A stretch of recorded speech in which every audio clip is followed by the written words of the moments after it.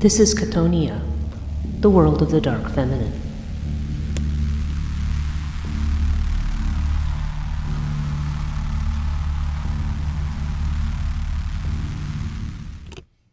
Hello and welcome to Chthonia, the podcast dealing with the dark feminine. I'm your host, Breach Burke. This week we are going to talk about a figure. I'm using the Polish name here, but this is certainly a figure that is, you see it throughout Eastern European mythologies, and also there's relationships of some of these terms to Latin names and other other creatures that you might also see mentioned in Italy and other places as well. And that is the term Strega. Okay, now I'm using that particular pronunciation. I think the Polish pronunciation might be slightly different, something like Strega, but I probably have a tendency to say some of those things wrong, or the inflection's is not easy, doesn't roll off the tongue. So I'm going to stick with Striga, which is usually the way it's translated into English. Now, what is the Striga? Well, Striga is a feminine term. Okay, there's also a strigon, apparently. Again, I'm not sure I'm saying that correctly, but this is a type of a demon in Slavic mythology, and again, Striga is a female demon. And it seems to have a relationship, at least the term Striga has a relationship to the term Strix, which is in ancient Rome and in Greece. Now, the Strix is a bird. Okay, oftentimes Strix is translated as an owl, but the Strix also, resembles the idea. The descriptions in the Latin writings, in particular, seem to suggest more of a bird that hangs upside down and has more of the characteristics of a bat. So we're either talking about an owl or a bat. I mean, Strix is frequently translated as owl, but but nonetheless, when we talk about the characteristics of this particular demon, you'll see why it, what the similarities are there to these creatures. Certainly, the Striga is supposed to have feathers, so that would make it a little bit more akin to the owl, I would think.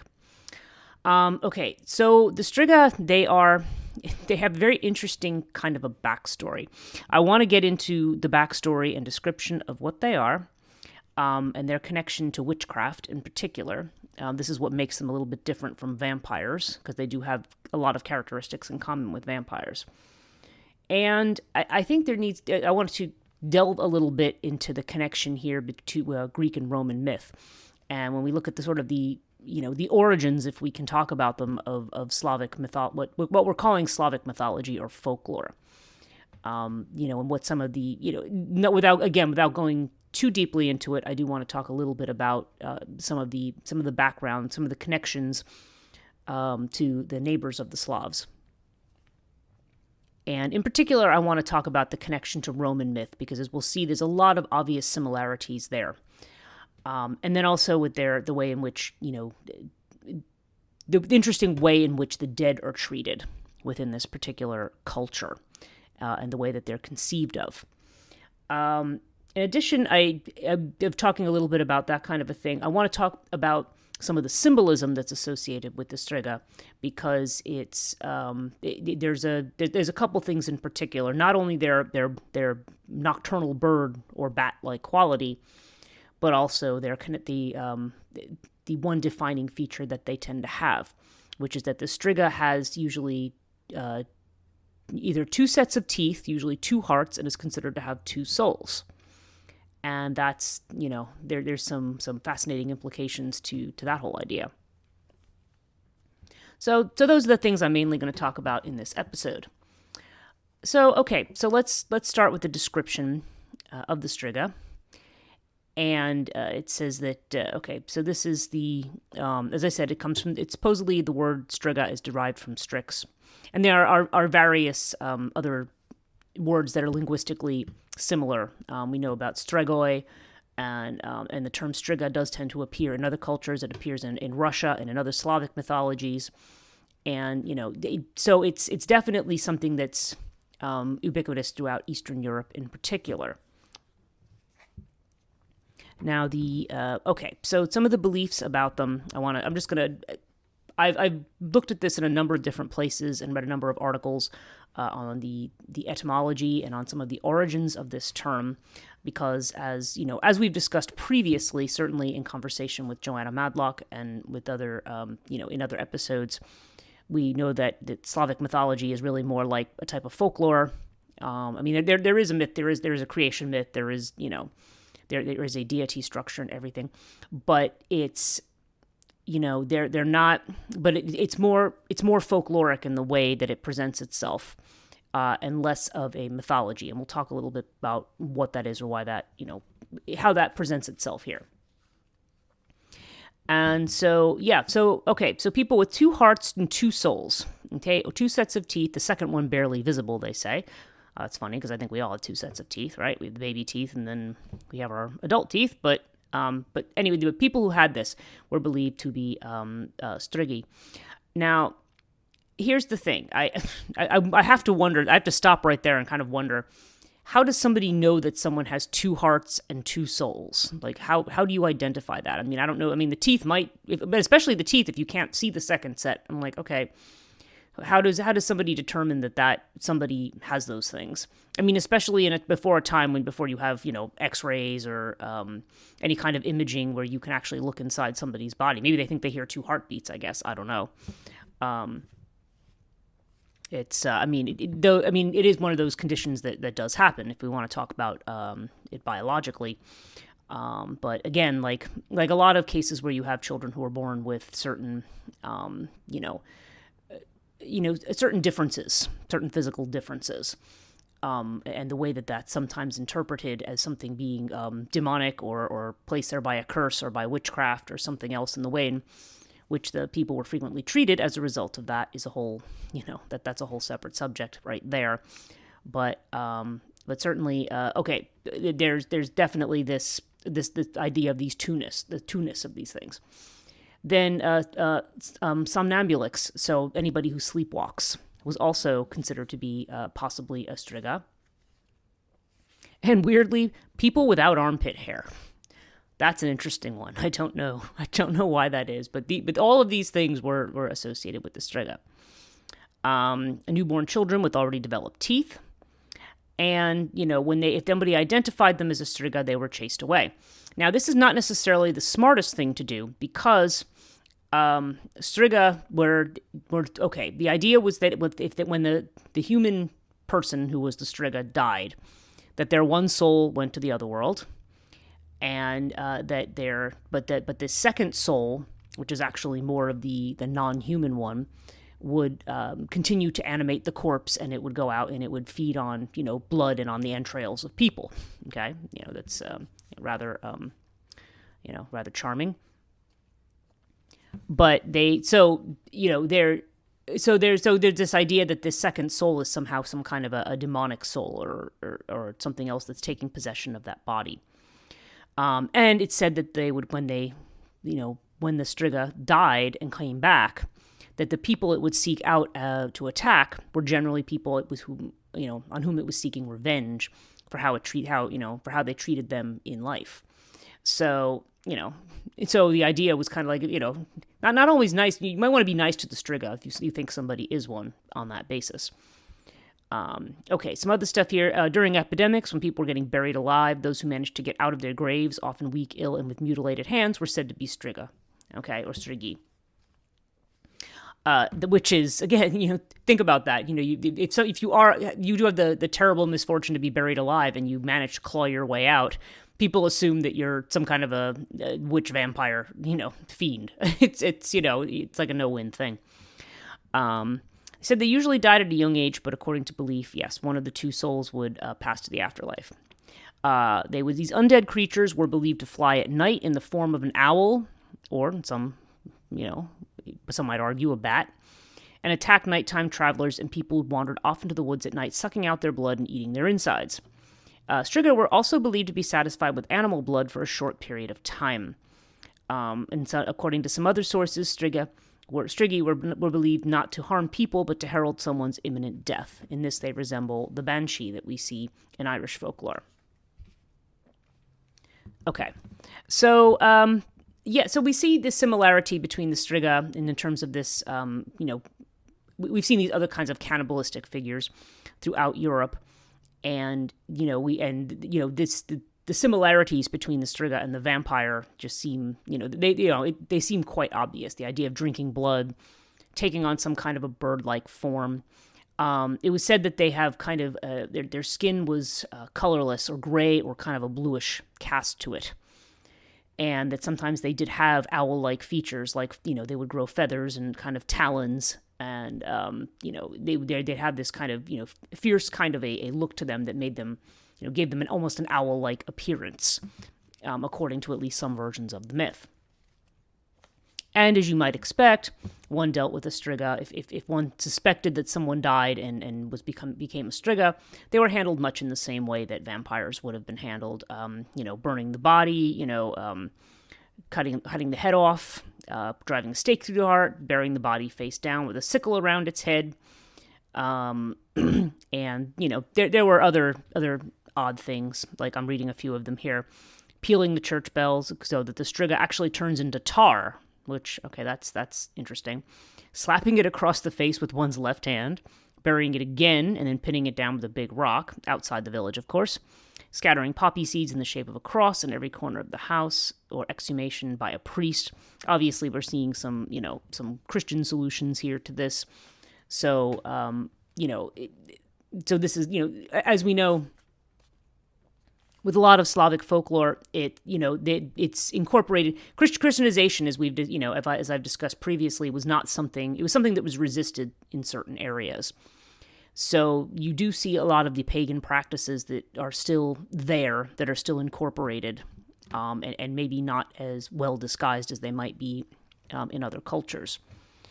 But what's interesting about this to me is you have this a kind of night demon, this female night demon. That again, okay, we've seen this devouring quality, this cannibalistic quality that we see to the dark feminine here. And this is a quality of, again, it's sort of an antithetical to creation, rather than the idea of the woman as birthing life or bringing life in. This is more the idea of these, what they're calling demonic female figures that actually devour life, that suck the lifeblood out. And this tends to put the Striga in the class of other, similar types of demons or vampires or succubi. That they have this quality. Now, it's not suggested that this is a sexual quality here, but we also see this in the idea of the succubus or the Lilith type figure that drains the life out of somebody, or like the Yeats mythology of the Lenin she. The one that. The woman the beautiful woman that sucks the life out of somebody. But in this case, we're not talking about a beautiful woman or something taking the form of a beautiful woman. We're either seeing this kind of bluish, grayish, individual who has like these very bird-like qualities, or this appearance of these birds at night, and it's assumed that they are the form of that particular being, that they've taken on this bird-like form. Now, another thing about them, they are connected. There is a discussion. There was, I think it was an Owen Davies article where he does connect the Striga to the mare or the mare, the nightmare. And as we know, this is a figure that's often connected with sleep paralysis. The night hag syndrome. I think it was one of my earliest podcasts I did on night hag syndrome, and it's. And we're all very familiar with sleep paralysis. Probably most people who listen to this may have, at least heard of it, or have had some interest in that, or maybe have even experienced it. But sleep paralysis is that there's usually some variation on some figure that comes into the room. It can be a hag. It could be, there's the Hat Man versions. There's shadow people. There's all kinds of things where the person feels like they're sitting up and they are awake. And this being may climb on top of them, may try to suffocate them or do something, and they're paralyzed, like they literally can't move and do anything. I'm not going to go off into that rabbit hole because, like I said, I have done an episode on it in the past. But the Striga, it's interesting because the Striga seems to be one class of being that, at least certain variations of the story seem to fall into this category. Now, one of the things that is said about the Striga is that it is, what makes it different from the vampire is the way in which, is the fact that it seems to be more directly connected to witchcraft in some way. Now, I don't, there's not a whole lot of tales. I'm sure there are folk tales out there that feature the Striga, probably only in Polish. I have not seen them, I've not seen versions of them. We might talk about Baba Yaga in that sense, although Baba Yaga's not really, I don't know that she's really a Striga per se. She seems to be a character that has a little bit more of the force of nature behind her, and she's not, she can be cannibalistic, but this is more the nature of earth forces or chthonic forces. They have the potential to be bloodthirsty and devouring, okay? Something you always, some aspect of the, of certain earth elementals that one needs to be careful of. So I want to talk a little bit about this. What I find interesting is the way in which the fact that there are so many different folkloric figures that are associated with the dead in particular. These kinds of reanimated beings, as it were, that seem to be pretty common to that mythology and that have led to our modern vampire mythology in all of its forms. Now, if we think about death and the dead in Slavic myth, there's a lot of things around there. I've just picked. I found a summary here. This is actually somebody who is writes stories based on Slavic mythology. His name's Nicholas Kotar, but he does have this interesting, just real short summary on the Slavic land of the dead. That is accurate, and but it kind of gives me a jumping off point for what I want to talk about. It says the Slavic land of the dead shares some features with the Hades of Greek mythology. It has nothing in common with the Christian hell. It's found in the earth. It's not a place of evil spirits. Evil spirits that are found under the earth itself are found under the earth itself, not in the underworld, and they can harm both those who live in the earth, that is the dead, and those who live above it. Thus, the land of the dead has two levels, the level of ancestors and level of evil powers. Okay, so this is the way he summarizes this. And he says, however, heroes can also find world of the dead at the edges of the world and the sky. Okay, so there's a lot here as the connection to Hades or to Pluto, or, it would have been Inferni or Dis in the Roman, that there's an important connection there. So there's this idea that the land of the dead, that when you were dead and in the ground, that the spirits, these particular type of chthonic spirits that were actually in the earth itself, could, they don't only harm the living, but they can also, possess the dead or do things to the dead. So you have this image of this kind of spirit that never really has been human, that seems to prey, that potentially can prey on the dead. And one would assume now, but what's not entirely clear with the Striga is the connection to witchcraft. One might assume, okay, I think there might be several possibilities there. One is that the Striga actually was a witch, and maybe when they died, came back as a Striga. I don't know. I don't think there's a big reincarnation belief there. I think that's even in Greek and Roman, that's a much later idea. It could be that the Strega is somebody who is either possessed, cursed by the dead, or it could be that the mother is cursed in some way. I don't know. It's not clear why the Striga are considered to be witches as such. It may simply be that because they are people who in the community who appear to be different in some way, and that people may assume have certain powers.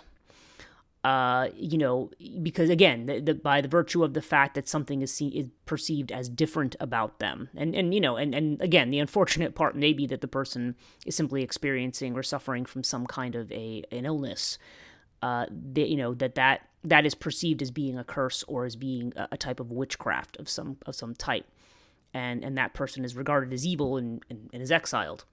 So it's hard to say exactly. That's something that I find, I don't know. It's sort of a bit like changeling mythology, in fairy lore. The idea that some, some child or some person because of some effect that they have that is different or perceived to be different, is therefore seen as sinister and needs to be banned from the community. And so, okay, there's this, where I want to go is this particularly the Roman connection. Now, if we read about Slavic paganism, okay, I'm just picking this little bit up. I've looked at this article before, but okay, this is again from a Wikipedia on Slavic paganism, but it's just a little bit of a summary.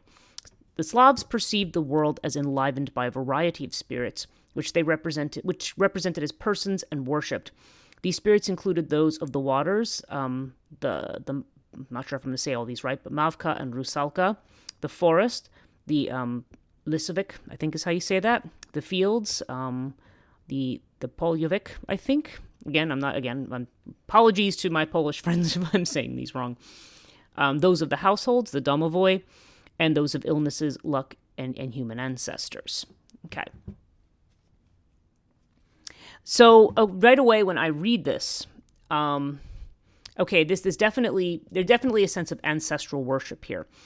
And this has a tremendous amount in common with the Roman religion that existed before Greek mythology came in and, became the Romans basically had different names, but a lot of their mythology that they adopted was in fact Greek mythology, just, kind of refigured, some minor differences, but largely, same deities, different names, right? But the original Roman religion was very much like this. And so this is a form of really nature and ancestor worship is what it is. And, and again, it's not that it's unique to Rome, but there is a lot of terminology that seems to come out of Latin and out of Rome, Roman parlance, because, there are connections, linguistic connections between the Slavic language and Latin. There's definitely, and certainly it was part of, certain Slavic countries were part of what you would think of as the Byzantine Empire, but, there was others that were influenced by Catholicism and also by the Roman Empire. But it's a very similar concept that you have these sort of groups or types of these spirits or deities or daemons that are not, they're talking about them as gods or being venerated as gods, but it's more like it's just a world of spirit that one interacts with and communicates with, in the same way that one might with other humans, okay? With the understanding that these other beings have a numinous quality to them, that there is something other about them that one must be very careful about, so one has to show respect to. So, when we talk about worshiping gods in this way, it's always important to remember that what we often think of as quote-unquote worshiping God doesn't really mean the same thing in this context. This is more of a relationship that you establish with the forces around you so that they don't hurt you, okay? And certainly that was also the way with the ancestors. There's a veneration of the ancestors so that the ancestors continue to be helpful. The Manus of ancient Rome, or Manibus, the souls of the dead, they are considered to be, the Manus actually translates to kindly ones, which, as we've said before, that there's an implication there of, if I say something nice about you, maybe you won't attack me, because the Manus were considered to often be angry dead. Because, bottom line is when you're dead, it's much cooler to be alive. At least, that was how it was assumed. And because being dead, you were just kind of this, flitting shade of what you used to be. And so that the dead, were sort of envious of the living. So there was this whole, a lot of the ritual around not only making sure that the dead, were fed and that they had, that there was a veneration, that they were remembered, which is the only type of real immortality that one has in that kind of a setup. Because the going to Hades model is not the same as, oh, this is my immortal soul going to heaven. It's different. It also doesn't mean you're going to hell, like it was stated. It just means that you are, you're no more. So, the smoky remains of, imprint of what you were, just hangs out in the underworld. Okay. So it's not a place of punishment. Okay, this is a very common theme. So, but this idea of them having not only deities of the waters, forests, fields, again, these, fire, air, water, earth, elemental kind of beings, but also that they have the domovoi, these spirits of households. And this is very similar to the Roman idea of the lares, the household gods. Roman religion has all of that. There's a genius or a genii, a locus genii, for places, for cities, and for individual homes. The families have their own, spirits. And again, and then the different, the fields and the forests and the waters, they have their own spirits that you need to treat appropriately, and come into relationship with. So yes, this is a kind of an animism, and it's, and it is by far not, there's a lot of works that, that are still extant out there that you will see, even from illustrious authors like Franz Cumont, for example. I mean, there just seems to be a lot, there's a lot from the early 1900s that you will read where they, where you still have this idea of progressive religion, this, the idea that, Christianity was the apex of everything, and it's a triumph, and over these other, false and primitive beliefs that other people had, and which of course is all just rubbish. It's just, the animism is not a backwards form of religion. It's really acknowledging something in nature that we've long since alienated ourselves from, with our reliance on, logic and reason and philosophy, and in the way in which we have a very, very intellectual and analytical view of the world that has cut us off from the the way in which we are able to connect to that other space. We've lost a lot of it, or we think that we're reclaiming it, through certain paganisms, but we're not, because we're still trying to do it in this very, what I like to call the logos-driven way. And you don't approach these things by controlling them with your mind. It's a whole different ball game that's foreign to most people unless they've taken those kinds of initiations. So anyway, I don't want to go too far into that, but I think the Roman connection is important here, because then what you want to look at too is the attitude towards death. And certainly in Roman culture in particular, death was seen as a pollution. And, so again, while they venerated the dead, you wouldn't be seeing cemeteries and things, anywhere near the community. They'd be way out, way outside of the villages and the towns and the cities. You would not actually have the, you keep the dead as far away as you possibly can in that way, because the dead were considered a pollution. And, the festivals that you have, I mean, there are festivals celebrating the dead, the Lemuria, the Parentalia, they all celebrate, the dead, dead ancestors. But a lot of these, to use Sarah Iles Johnston's phrase, it's to honor and to avert. Yes, you want to show respect to the dead, but you also don't want them coming home with you or coming into your house. You want them to go where they belong, and you want to make sure that they have what they need so they don't get mad and kind of try to come back and find you.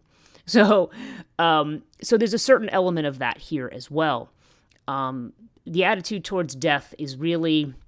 I remember talking when I was at the Morrigan's Cave in Ireland with one of the anthropologists who, was also a tour guide there. He was quite familiar with the tales and stuff.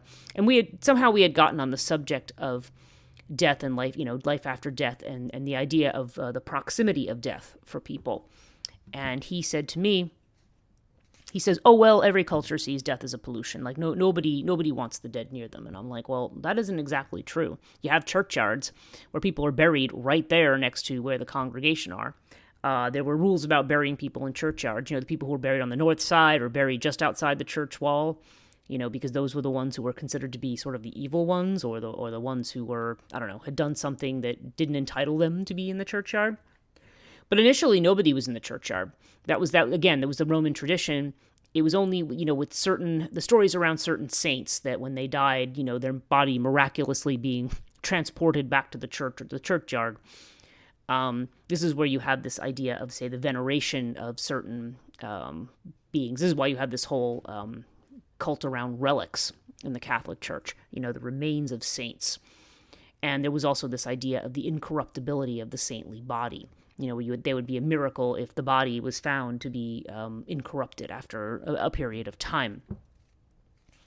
But generally speaking, though, now we just think about people being buried in cemeteries that are near some kind of a church or some kind of a chapel or interfaith place. This is not uncommon, even in things that are cemeteries by designation and are not, say, a churchyard in the back of a church where people go on Sunday. But the question is, but then, this is one thing you saw in the Middle Ages, that, people would, they'd have the town market in the churchyard, around the graves. People would picnic in, Victorian times. They would picnic in the cemeteries. The question is, how much is that death part of your community? Okay. And when it's not, when it's seen as something that's so entirely other in a way that is threatening, then you have this kind of, this different, there's a sense of trying to exile it or get it out of your face. It's very similar to the ideas that we have when somebody's very, very sick. They get relegated to a hospital bed somewhere or nursing home. And, even though, you would hope people would go visit them. But that doesn't always happen. We kind of want that, the worst of death, to not be in our face. We don't actually want to see it. And we spend a lot of our time, doing things to avert death and to avert aging, which, just, reminds us that, we are mortal and that, what we were when we were younger, we're not going to be at some point. And at some point we will be no more. So, so a lot of this is also connected on some macro level to attitude towards death. So this idea of the Slavic underworld as being kind of, there's a Chtonic realm that has to do with what we'll think of as demonic spirits. And then that there's a realm that has to deal with the ancestors, that they're not, these two are not necessarily part of the same thing or part of the same layer or however you want to look at that. And that these kinds of, beings that really, when it comes down to it, they're really elemental beings. Pretty much when you Christianize elemental beings, they become demons. And that's not to say that, that it's not to be an apologist. If they're malevolent, they're malevolent. But, there are people who are malevolent too. It's not, I don't know, they're nature spirits of a type that you, or these kinds of daemonic beings. I'm using more the Greek term daemonic, that you would not want to, that you wouldn't want to annoy or necessarily get in the way of. Although I'm sure that there are magicians and so forth that have worked with those kinds of spirits as well. So so we've got this very, very Roman kind of idea, and certainly the idea of the Striga and being connected to the Strix is also something that is that almost suggests. It's hard to say whether this is really a Roman origin here for this, because a lot of the Slavic folklore is considered to be part of the sort of Indo-European group. There's elements of Slavic mythology or Slavic, belief, for instance, that resemble what you might see in Hinduism. So there's a suggestion there of being influenced by Iran or by Persian beliefs, their neighbors there, because Zoroastrianism is definitely something that's influenced by Hinduism, or at least is believed to be. There's a lot of similarities linguistically and otherwise. So that's so this Strix has to do with this large-headed bird. It says with transfixed eyes, rapacious beak, grayish-white wings, and a hooked claws. And this is an Ovid's Fasti. And that's the only thorough description of it. It's considered to be a bird of ill omen, and it's generally connected with the owl. Now, here's the interesting thing about connecting it to an owl. Owls have, it's weird, it's very interesting how that part of the world, they have wildly diverse meanings. So for the Greeks, the owl was considered to be a bird of good fortune, probably because of its connection to Athena. It was generally a favorable sign to see an owl if you were going into battle, because certainly Athena was a warrior goddess. But the Romans had the complete opposite view. They did not see owls as positive. I'm seeing here the Middle East, owls linked with destruction, ruin, and death, representing the souls of people who die unavenged. Okay, and that may also be what connects them to the Strega, because the Strega is, it also seems to be connected to this vengeance after death. We see in that class of spirit too, among the dark feminine, these women, these female, often female figures who are abused or suffer in some way, and they come back to punish. Now, that's not necessarily specifically the motivation here. But the owl here, the owl is almost like the crow is, that, when we see it in, Irish folklore and mythology. That's linked here to souls of people who die unavenged. Seeing an owl on the way to battle foretells a bloody battle with many deaths and casualties. So certainly in certain areas, and certainly with the Romans as well, the owl was a bird of death. Just reading here, it says, the Romans saw owls as omens of impending disaster. Hearing the hoot of an owl indicated an imminent death. It's thought that the death of many famous Romans were predicted by the hoot of an owl, including Julius Caesar, Augustus, and Agrippa. While the Greeks believed that the sight of an owl predicted victory for their armies, the Romans saw it as a sign of defeat. They believed the dream of an owl could be an omen of shipwreck for sailors or of being robbed. And of course, well, I'm not going to tell you how you ward off the evil, which usually involves killing the owl and, nailing it to the door. So practice I don't recommend. But but nonetheless, you definitely had this idea that this is a bird of ill omen, which maybe is why the Strix is connected to the owl in particular. But even the connection to the bat, in Greek mythology, we do see, or Roman mythology, in Ovid's Metamorphoses, we have the Minyades, and the way that because it's interestingly, because they choose to honor Athena instead of honoring Dionysus or Bacchus, they end up being turned into bats. Okay, because which that's interesting too, because that connection to Athena and the owl, and this kind of bird. I mean, the actual original Latin does not say that has anything to do with the Strix, but this is one place where you see bats represented. These are the ones who were they turned into these kinds of night birds that are not who have offended Dionysus or Bacchus.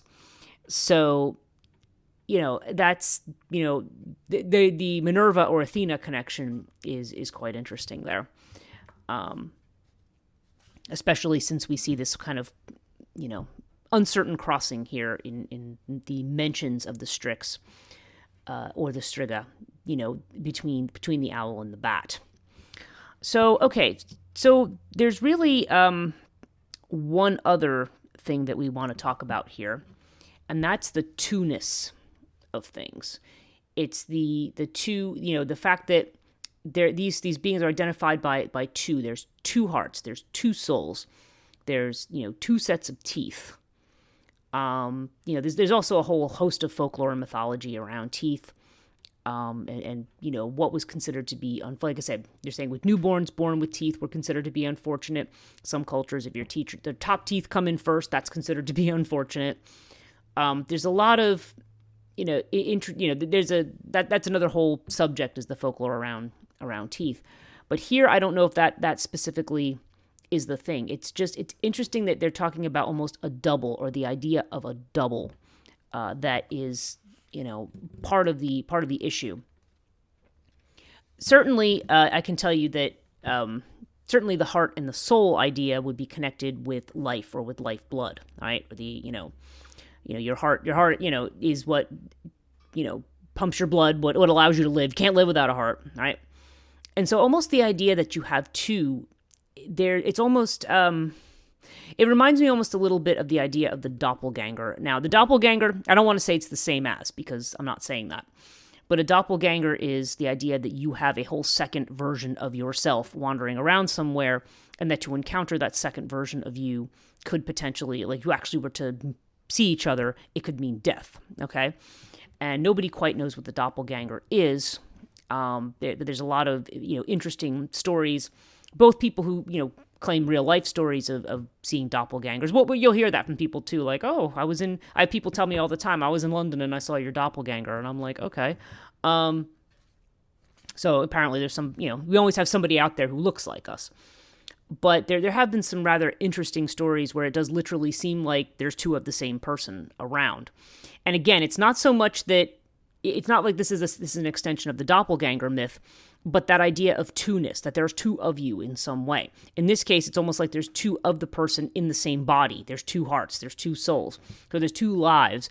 And the assumption is that this may be the result of some kind of a curse, or that there's some kind of demonic being that's residing in the body with the person.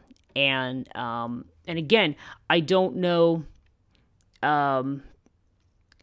The association with witchcraft is curious, because I'd have to see a specific story about the Striga, to be able to see that whether or not the Striga is perceived as somebody who is a witch or lives as a witch. But that would also that's actually not so strange, though, because if you think of the witch figure as being one who is on the edge of civilization or on the edge of nature, somebody who has that kind of dual aspect to them.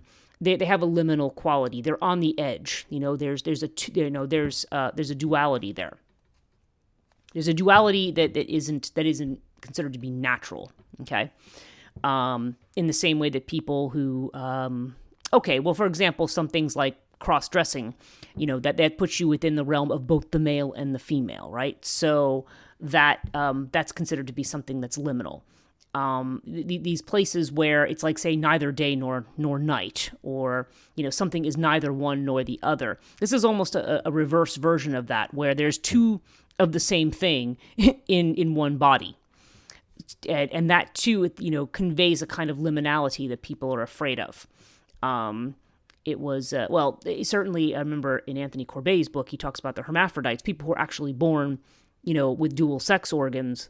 They were also considered to be cursed. Like there's that fear of the liminal, that thing about you is something that puts you in the realm of the other world or the underworld, or perhaps even the realm of these malevolent spirits, or are evidence of being attacked or taken over by these malevolent spirits. So it's really hard to it's interesting just kind of looking at the way all of that comes together, and the assumption there is that when you have somebody from this liminal space, that they have this kind of devouring kind of aspect, that they're there to attack, they're there to harm, they're there to somehow create disorder in the community, or to undermine it, or cause sickness or illness or disease. Certainly, there's a connection between religion or the idea of malevolent beings and disease. I think even Nietzsche talks about that. There's, in fact, I think in his mind that may have been the origin of religion. Like, assuming that your illness was caused by an evil spirit and trying to figure out how to ward it off. So the Striga seems to be some conglomerate of that. Definitely a liminal type of figure. Definitely. Associated in the same way that certain people who were believed to have come from the realm of fairy in other folklores and culture, and perhaps also in Slavic folklore, that there was something about them that was dangerous and they had to be exiled. Okay, because they were part of this. They were kind of they weren't entirely in the human space, or they did not seem to present to people entirely as human. So they were seen as as something that is a potential menace to the community. So I think that's all I'm really going to say. Again, it's fascinating to me. Slavic mythology, I'm looking forward to doing another conversation with Joanna Madlock on some other aspects of it, because she certainly has the Polish sources that will be that are useful in trying to understand this, because there's a lot to it.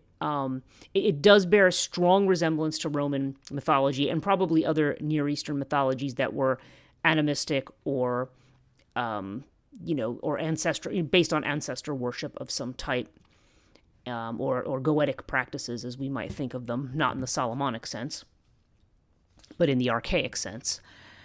And so there's that, and then there's also, they also seem to be part of this class of being, this realm of the dead that preys on the living in some way.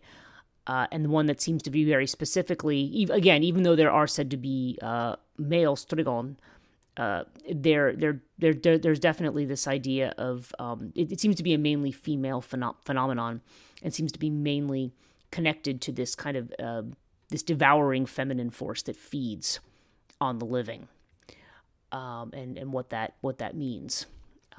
One last comment is actually just that birds tend to be the words. Some of the original words for soul are connected to the word for bird.